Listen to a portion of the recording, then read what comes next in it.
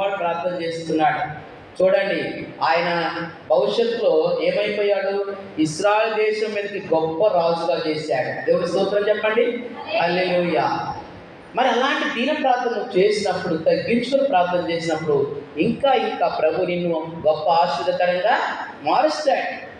కాబట్టి ఎక్కువగా మనము తగ్గించుకొని మనం ప్రార్థన చేయాలి. చివరిగా మనం పేతురును చూస్తాం.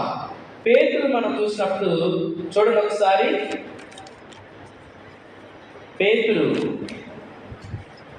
మత్తయి సువార్త